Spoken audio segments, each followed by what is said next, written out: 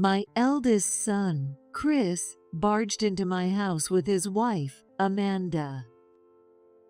The first thing out of his mouth was something shocking.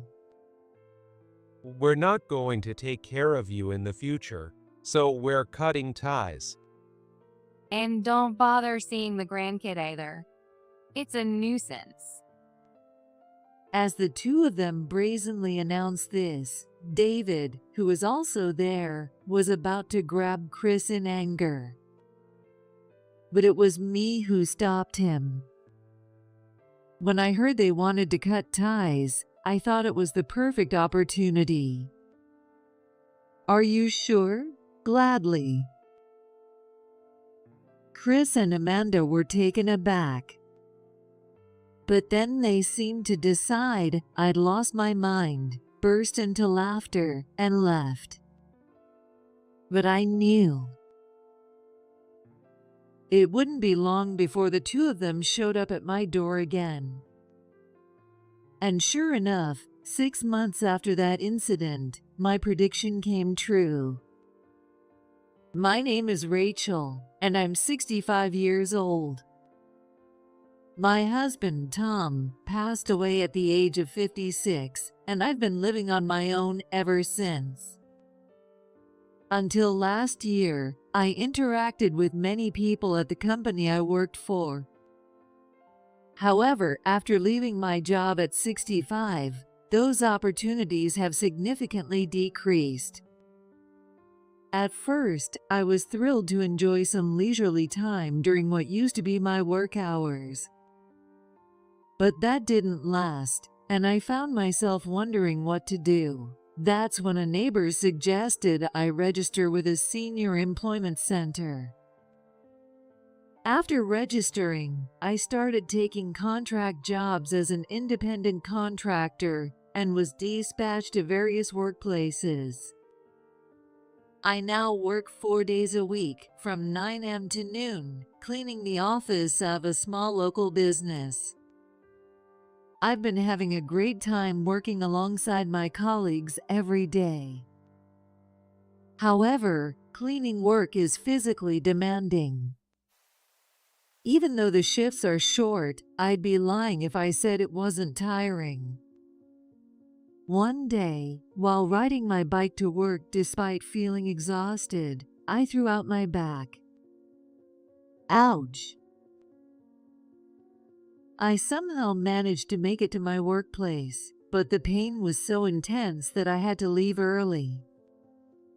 One of the employees at the company kindly offered to drive me home. While bedridden, I contacted a nearby chiropractor who advised me to first visit an orthopedic clinic a bit farther from home before coming to them. I guess I have no choice. I slowly sat up despite my pain and sent an email to my eldest son, Chris, and my younger son, David. I left my bike at the office, and I also need to update the Senior Employment Center about my situation. It'd be great if I could get to the clinic today. Both of them live in the neighboring town. There was a reason I decided to reach out to both of them. This was something I had been struggling with for a long time, and I saw it as my last chance to resolve it. I had been waiting for the right moment, and today seemed like the perfect time to make my move. I figured David and his wife, Emma, would be the first to respond. David and Emma visit me regularly and always show concern for my well-being. They even drive me to the store when I need groceries. Sometimes on their days off, I take them to a favorite restaurant that I used to visit often with Tom, as a way to express my gratitude. Even there, they always try to pay for the meal. Of course, I insist on treating them, but every time, they both look so apologetic. Still, the fact that this is the only way I can repay them for all their kindness makes me feel even more guilty.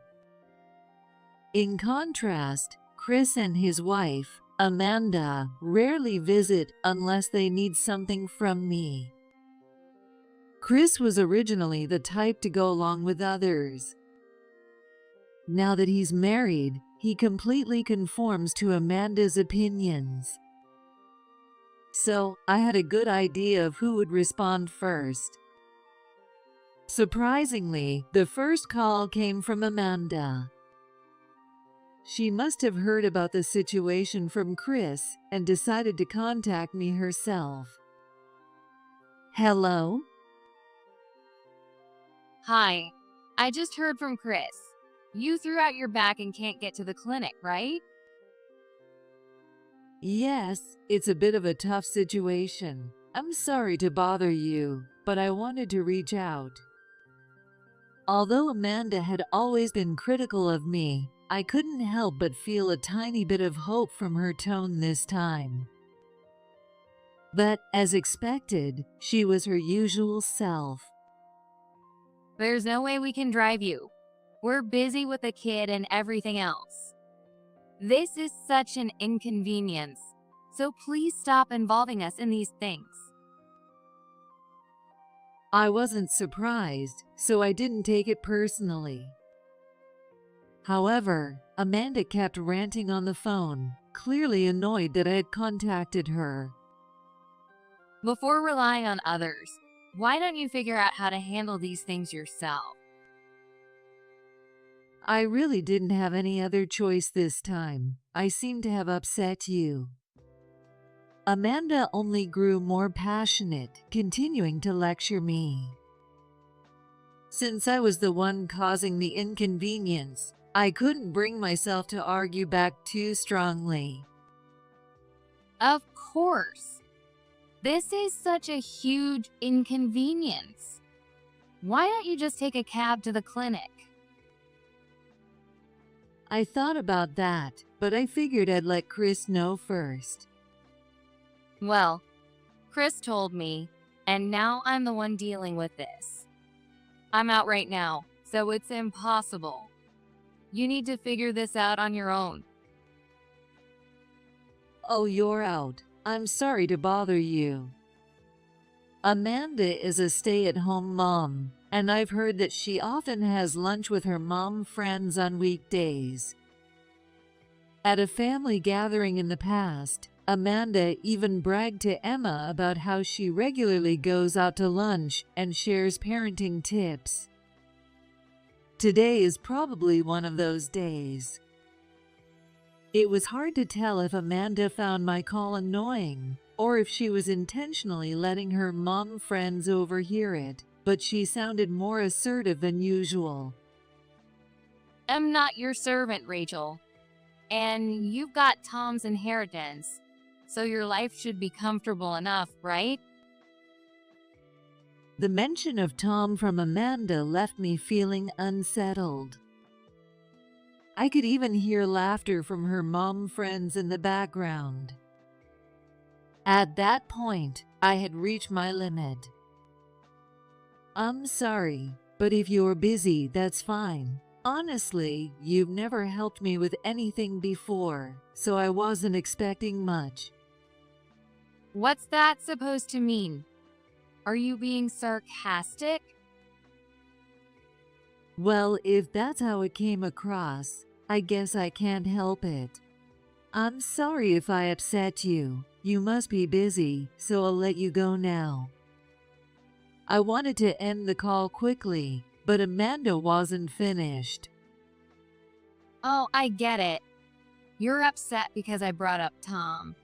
But seriously, Rachel, you're already getting Social Security, and now you're being so bold to ask for help? Are you that strapped for cash? By the way, how much are you getting from Social Security? I found her questions exhausting, so I answered quickly. About $500 a month. Why does it matter? As soon as I mentioned the amount, Amanda burst out laughing on the phone. $500? No wonder you're struggling. That's half of my monthly allowance. Wait, are you saying Chris gives you $1,000 a month? I couldn't help but focus more on Amanda's allowance than my own finances. Chris works for a major corporation, but he's still just an office worker. $1,000 a month as an allowance seemed excessive to me. Well, good luck getting by on your $500. Amanda sounded a bit flustered when suddenly my doorbell rang. On the monitor, I saw Emma standing outside. Rachel, are you okay? Oh, looks like someone's there. I'll leave you to it then. Amanda abruptly ended the call. I slowly got up and answered the intercom, asking Emma to let herself in with her spare key. Sorry about that. I tried calling, but you were on another call, so I just came over since I was nearby. David called me while I was at work. How's your back doing? I'm really sorry to ask, but if possible, could you take me to the clinic? By the way, what about your job? I took the day off. David's on his way here now, so we can pick up your bike later. Emma spoke with a warm smile. It's comforting to have someone to rely on in times like these. She lent me her shoulder and helped me into her car. She drove me to the orthopedic clinic, and after my appointment, David joined us. David went to my workplace, picked up my bike, and brought it back for me.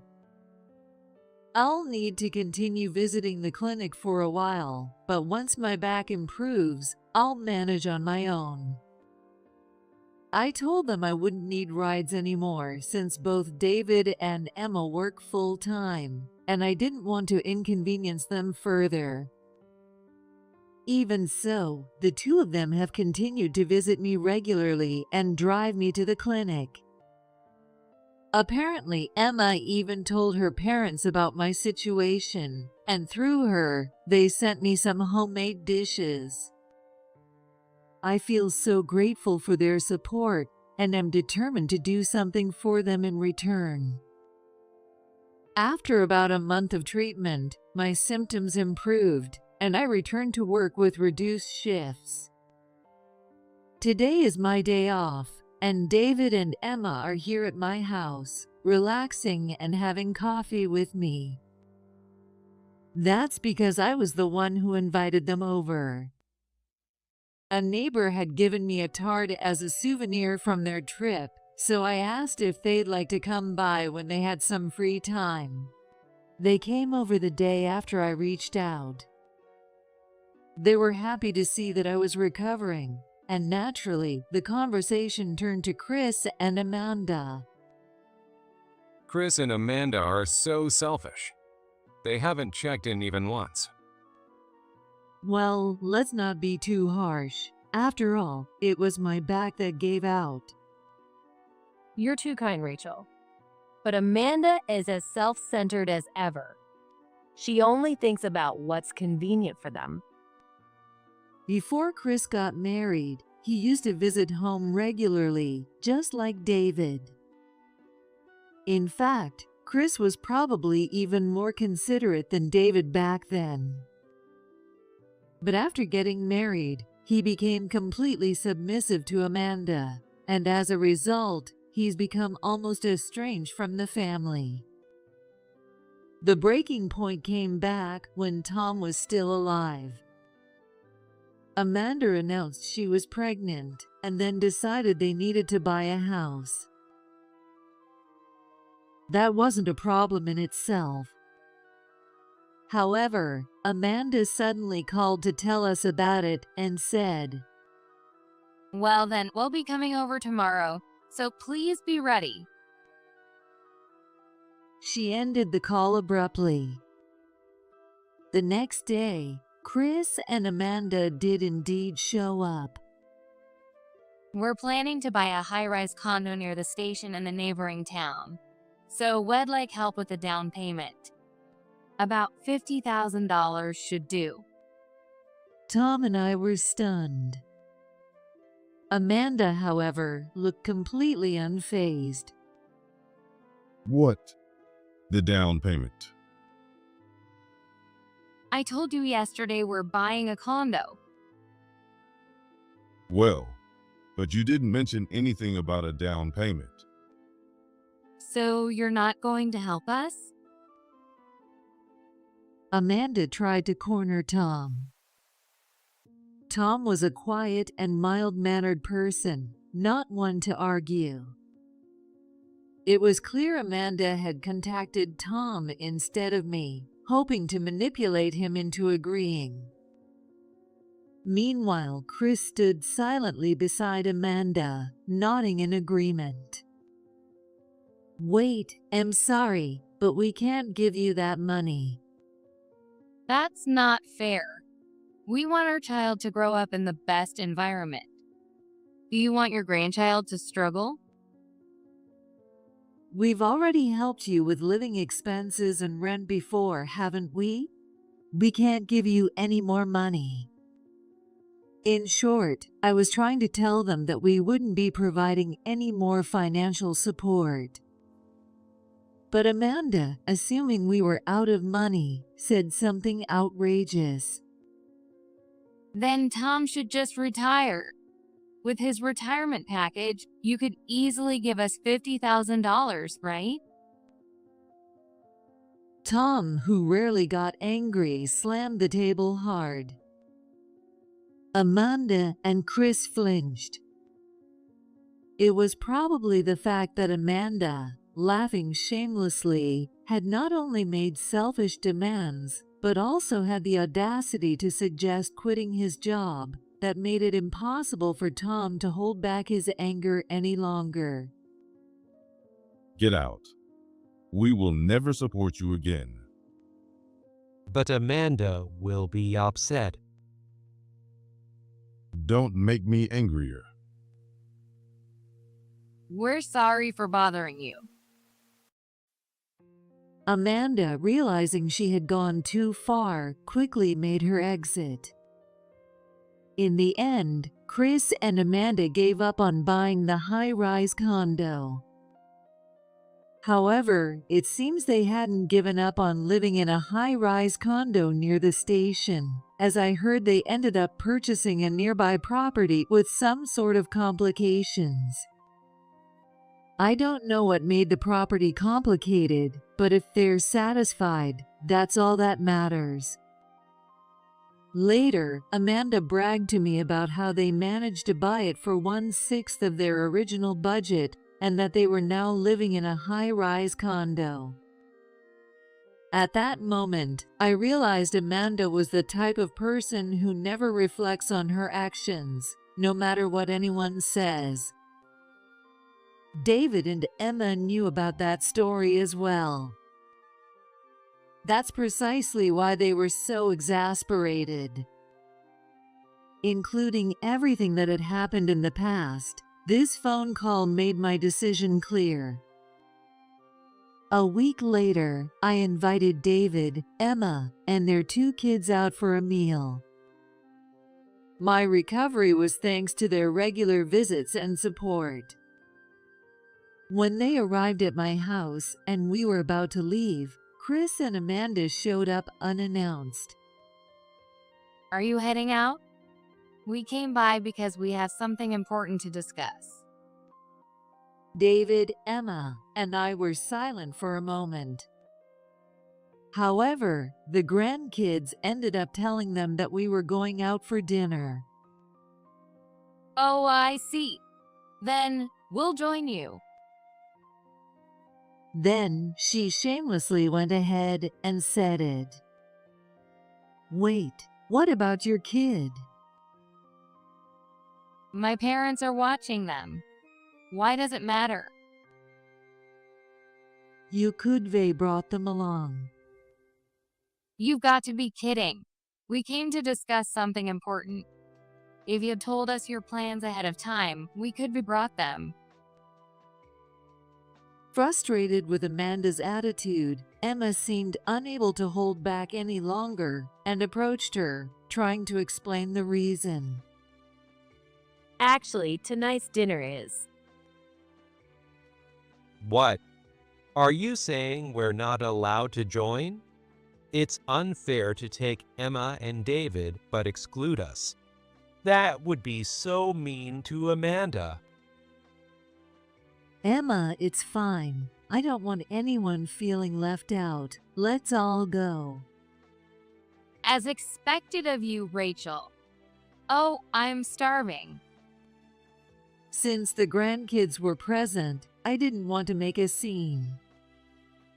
Reluctantly, we all headed to a nearby Italian restaurant together. At the restaurant, Chris and Amanda showed no consideration and ordered the most expensive dishes. Watching them silently eat their meals, I couldn't help but feel exasperated. When they finished eating, Emma took the kids outside. She was probably being considerate since the two of them mentioned they had something important to discuss. So, what's this important matter? Well, there is something. But is David staying to listen? Yeah, I might as well. I'm sure it's not going to be anything good. Chris didn't like David's dismissive attitude and glared at him. However, considering that Chris and Amanda had invited themselves along, it was Chris being annoyed at David that felt out of place. David's right. You came unannounced and said you had something important to discuss. And frankly, the things we hear from you two are rarely ever good. That's awful. How can you say such a thing? Even I think it's awful, and I'm sitting here listening. David, calm down a bit. Now, go ahead and tell us what this is about. David was barely managing to hold back his anger. Then, Chris and Amanda exchanged glances and started smirking. Then, what they said next was utterly shocking. We're sorry, Rachel, but we've decided to cut ties with you. What? Chris continued. Amanda told me you're only getting $500 a month in Social Security, right? And what of it? Well, sorry, but we can't handle taking care of you in the future. So, we're cutting ties. We don't want to be treated like servants just because you're broke. Chris laughed and pointed at me, declaring their decision to sever ties. Amanda, sitting beside him, was doubled over with laughter. David and I stared coldly at the two of them. I see. It's sad, but this is for the best. Oh, and don't bother seeing our kid either. Cutting ties means cutting all connections. David looked like he was about to grab Chris, but I stopped him. While this situation was unexpected, my mind was already made up. I couldn't help but let a small smile escape my lips. Why are you laughing? Well, cutting ties? Are you sure? Gladly. What? Chris and Amanda looked at me like I'd lost my mind as I spoke with a smile. David, you should take Rachel to the hospital. She's clearly not okay. Oh, we're already cutting ties, right? David let out a heavy sigh. He had likely realized that it was completely hopeless. Seriously, You two are unbelievable. Mom hasn't lost her mind at all. What are you talking about? She's laughing while we're discussing cutting ties. Listen, don't come crying to us later when you regret this. David seemed to have a good idea of what I was thinking and looked thoroughly exasperated. Amanda, unhappy with his comment, began ranting at him. Are you stupid? Why would we regret it?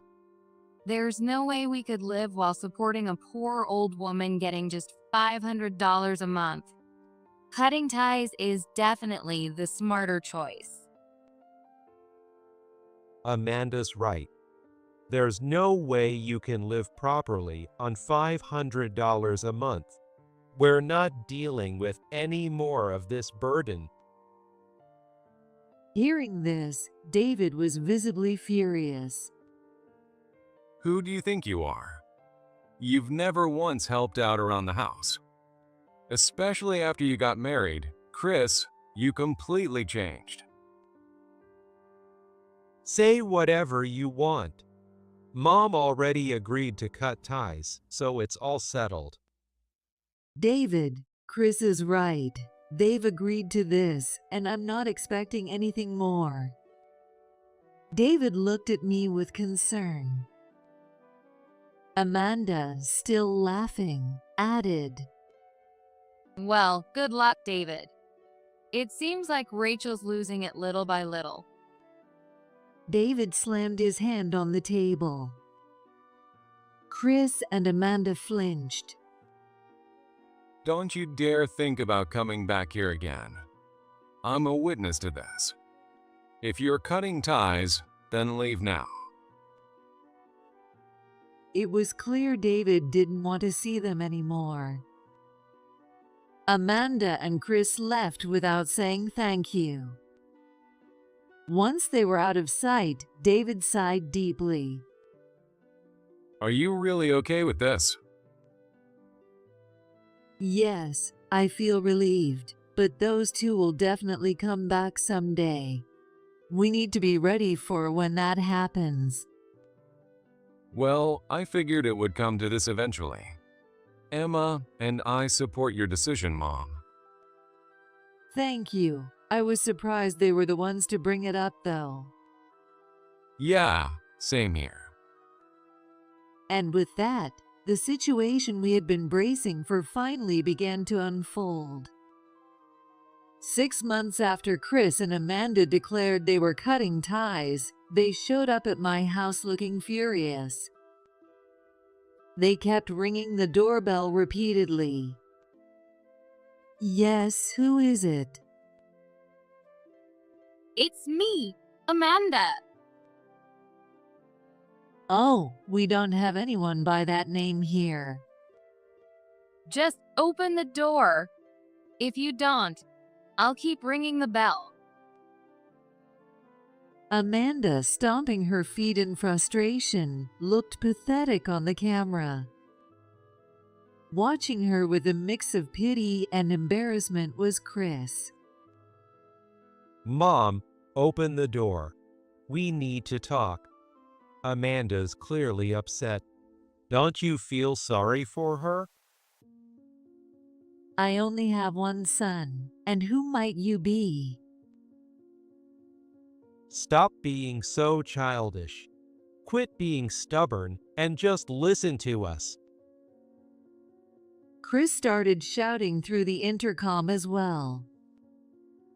Just as I was thinking this was getting nowhere, David, who was at home, stepped in to handle the situation.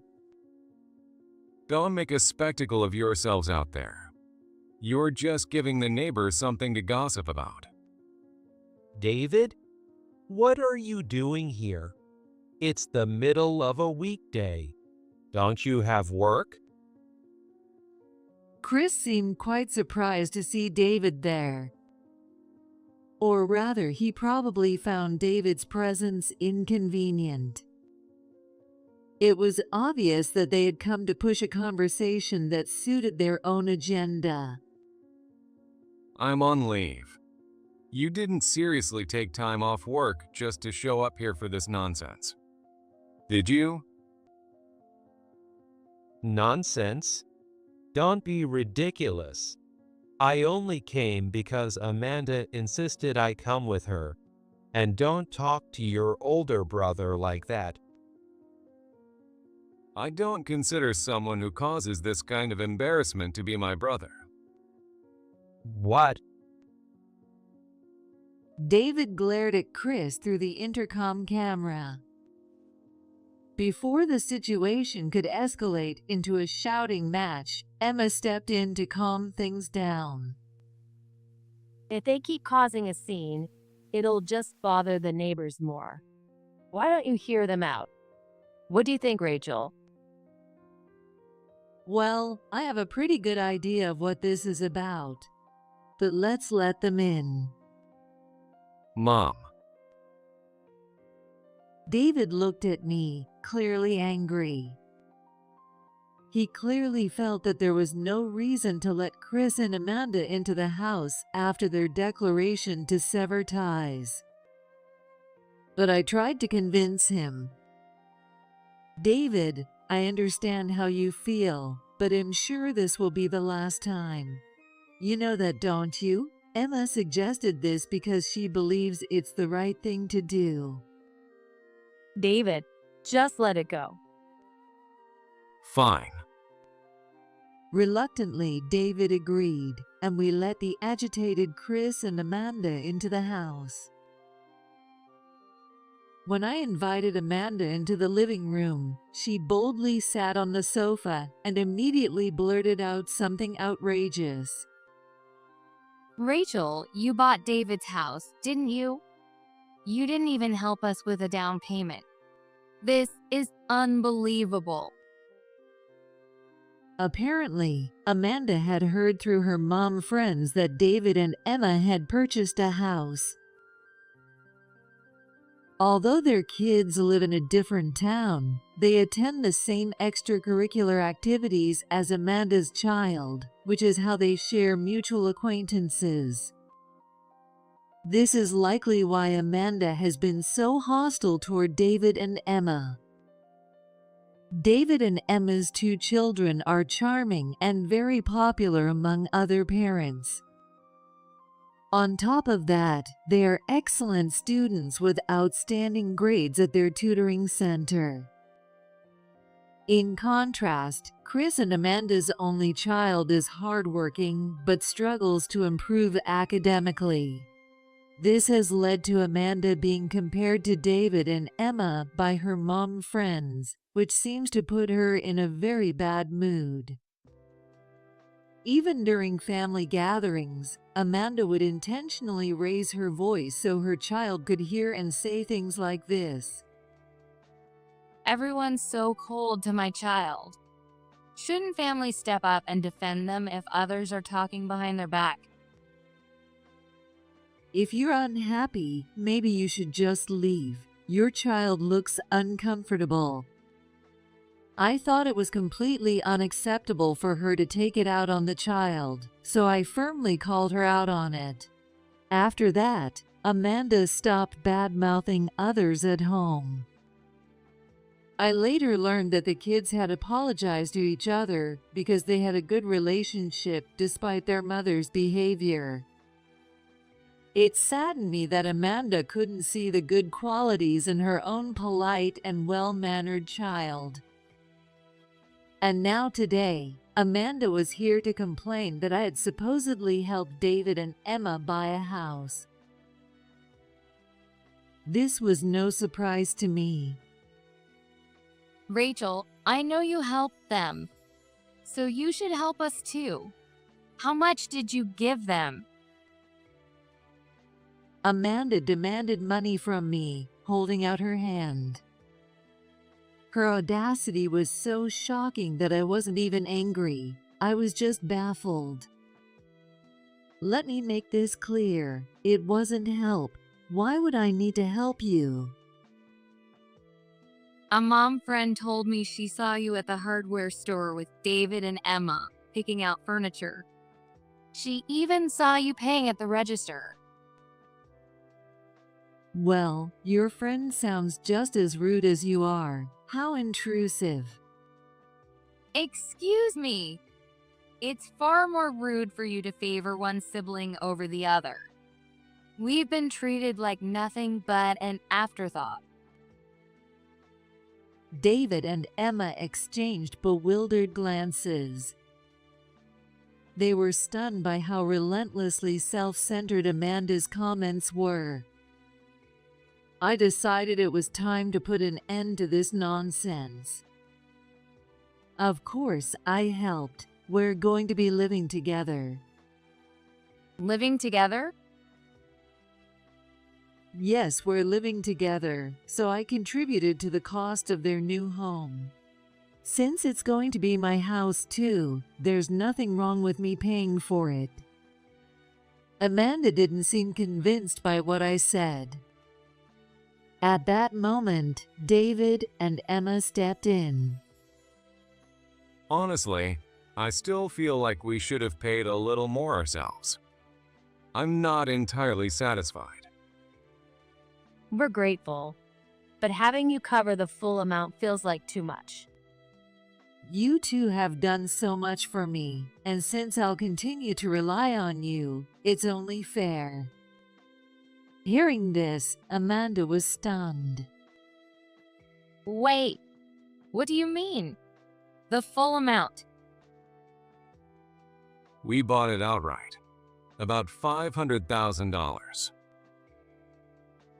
$500,000? Hearing the amount from David, Amanda's jaw dropped. How? On a fixed income from Social Security. That's impossible. Don't tell me you used Tom's inheritance. Of course not. It was all my own money. That's a lie. There's no way.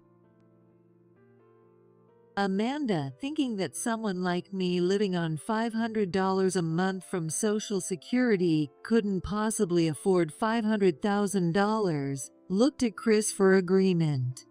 However, Chris turned pale as if he had suddenly remembered something. Seizing the moment, I pressed him. Chris, did you ever tell Amanda about my work? Well, no. Chris, what's going on? There's no way Rachel could have that kind of money, right? Chris hesitated but slowly began explaining my work history to Amanda. As she listened, Amanda's face turned ashen. Why didn't you tell me this earlier? She raised her voice, demanding an explanation. In reality, the job I retired from was as a freelance sales representative. After graduating college, I worked at a major trading company, excelling in sales and achieving top results. That's where I met Tom, and after dating, we eventually got married. I chose to leave the company to focus on raising my children, but my former boss, who had supported me since I joined, asked if I could return to work, even for a short period. As a result, I continued working from home as an independent contractor. In that role, I achieved notable success, which led to a flood of lecture requests from various fields, allowing me to maintain an annual income in the 7 figures before leaving the job. I had saved a significant amount of money and decided to leave my job to enjoy a quiet life at home. Chris and David were fully aware of my work situation and income at that time. The only one completely unaware of this was Amanda. That explains everything. I can't believe I'm only understanding this now. Then what does the $500 a month mean? It means I only spend $500 a month. The rest goes into savings. What? Amanda still seemed unable to process the situation. Chris had his face buried in his hands. Mom's always been frugal. She only spends a fixed amount each month. If she ever went over, Dad or we would end up covering it and getting scolded for it. Frugal. But what does that have to do with the Social Security thing? I didn't tell you the whole story on purpose. Why would I disclose my finances to someone I can't trust? It was easier to just mention the amount I spend from Social Security. David sighed in exasperation, clearly fed up. Amanda sat there with her mouth agape, completely dumbfounded. Why should I share financial details with someone I can't trust? That's why I told you you'd regret this. Cutting ties without understanding anything. It's ridiculous. Chris, you should have known better. Amanda said it had to be true, so I believed her. It was something he should have been able to figure out if he'd thought about it calmly. Chris had forgotten what kind of person I am, and as a result, he made a grave mistake. After fully understanding the situation, Amanda looked me in the eye and smiled. Rachel, you're incredible. You should have told me this earlier. In that case, the house you bought should be for us to live in, right?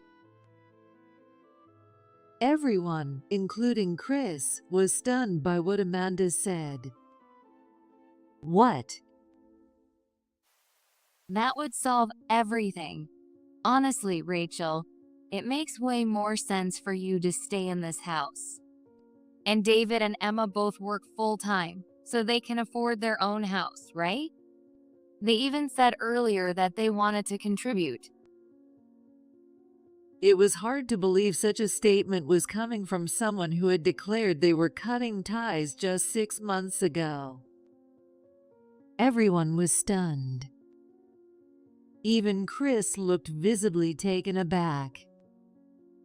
That's not going to happen. Besides, we already agreed to cut ties. That was just talk. We can take it back. So when's the move-in date? Hold on, that's not something we can just take back. What? I slammed a prepared document onto the table in front of Chris and Amanda. Both of them picked it up, and their faces turned pale. It was a loan agreement detailing all the financial support I had provided to them over the years.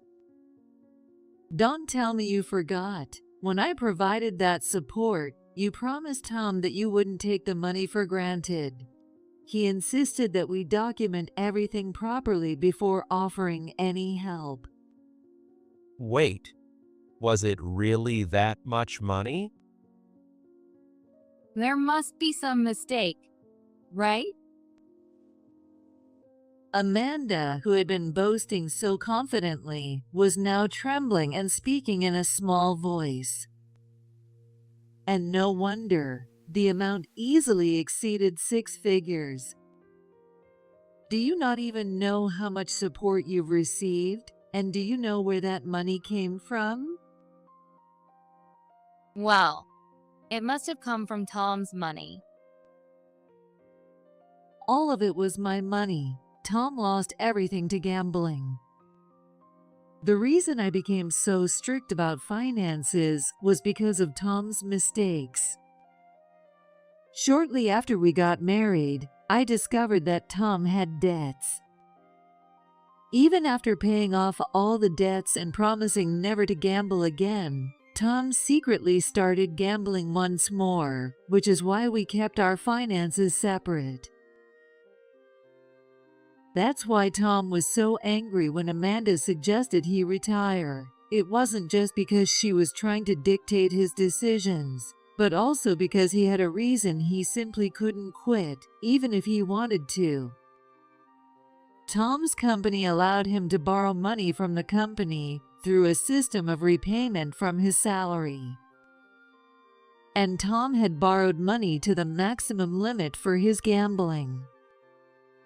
But even that wasn't enough, and he ended up taking on personal debts. The existence of these debts only came to light after Tom passed away. When I discovered them, I had to scramble to use Tom's retirement payout to settle the debts. While I managed to pay everything off, there was barely anything left afterward. So, there isn't a penny of inheritance from Tom. Sorry to disappoint you. That can't be. Amanda was crushed by despair. I decided to press further. You've been getting $1,000 a month as an allowance, so shouldn't you have plenty of room in your budget? That's not true. $1,000 allowance? What's this about? Chris looked confused, as if he was hearing this for the first time. Amanda's eyes darted nervously. No, Rachel must be misunderstanding something. I don't get that kind of allowance. You know that, don't you? Didn't you just brag about spending $50 on lunch with your mom friends the other day? When Emma pushed back, Amanda became even more flustered. Chris, as if something had dawned on him, shot Amanda a cold glare. Wait, could it be the tutoring fees? Amanda froze, unable to respond. Every month, I give you $300, right? And the other $700 or so. That's for those extra options you mentioned for tutoring, isn't it? Well, yes, but it's not an allowance. What exactly are these extra options for tutoring? Don't poke your nose where it doesn't belong. Flustered by Emma's question, Amanda raised her voice. Chris, startled, turned to Emma and began speaking. Emma, your kids go to the same tutoring center. Do you know anything about these optional plans that cost $700 a month? No, there's nothing like that. The tuition is $100 per child per month, and there's an annual materials fee of $300. That's it. There aren't any other recurring costs. Are they doing other extracurricular activities? No, they're not. Amanda looked down, avoiding everyone's gaze. Chris glared at her. I trusted you. But this has been going on for 10 years, hasn't it? Well, I just wanted to spend it on education. Chris, since you're starting to wake up, let me point something out. Compare your appearance to Amanda's. Amanda was dressed head to toe in high-end designer brands. In contrast, Chris wore simple, no-name clothing. Even his bag was an old one I recognized from years ago. It was clear at a glance that Chris hadn't been spending much on himself. Chris has always been the type to lose sight of everything when he becomes devoted to someone. I had seen Chris make mistakes and shed tears countless times. That's why both David and I were worried about him from the very beginning of his marriage.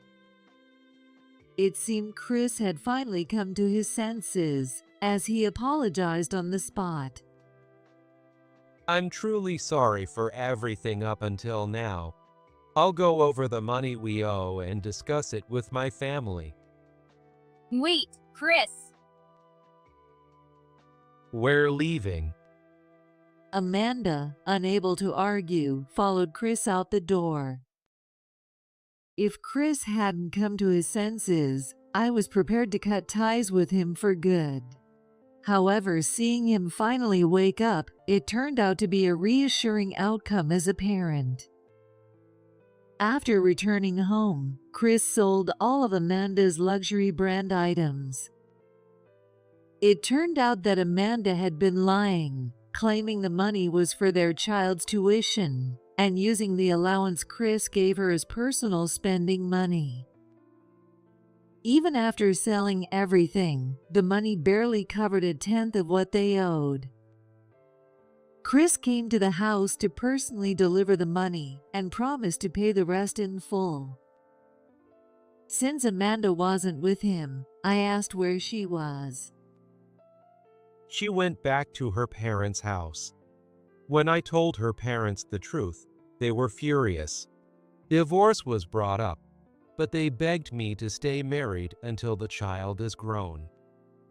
I see. And her parents covered the entire debt for now. Amanda is supposed to pay them back while working. They said they'd send the payments to your account, so please give me the details later. Understood. Chris apologized again. Mom, David, and Emma, I'm deeply sorry for everything up until now. I know apologizing won't make up for what I've done, but for the sake of my child, I'm begging you, please revoke the decision to cut ties with me.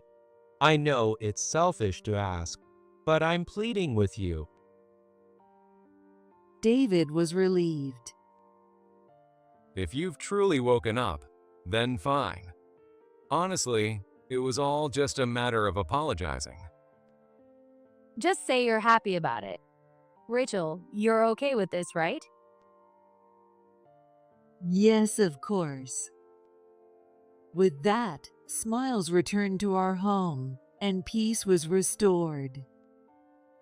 Now, I'm at Tom's grave, sharing everything that has happened.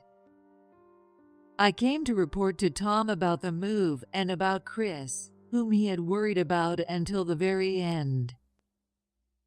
I've moved in with David and his family. I was planning to sell the old house, but I decided to pass it on to Chris instead. Both Chris and my grandchild are very happy about it. Chris has since moved in and is enjoying life with his family. The old house is in the same school district, so the grandchildren now attend the same elementary school. They've grown even closer and often visit each other's homes to play together. I also received a report from Amanda's parents. Amanda is diligently working to pay back the debt. Her parents initially thought she was genuinely remorseful.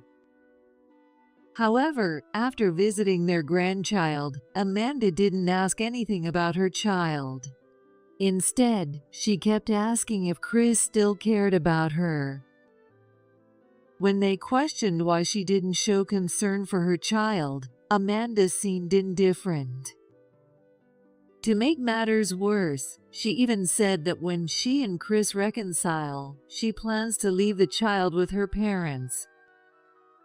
Naturally, her parents scolded her and declared that once the debt is repaid, they would disown her and kick her out of their home.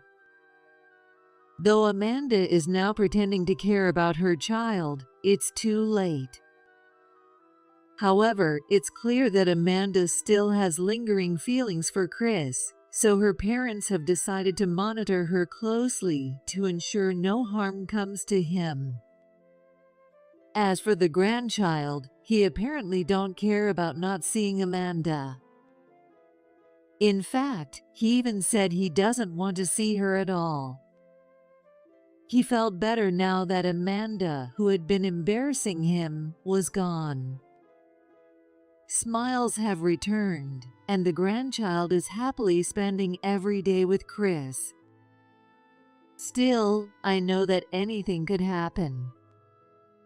That's why I vowed at Tom's grave to leave behind everything I can for my children and their families while I'm still alive.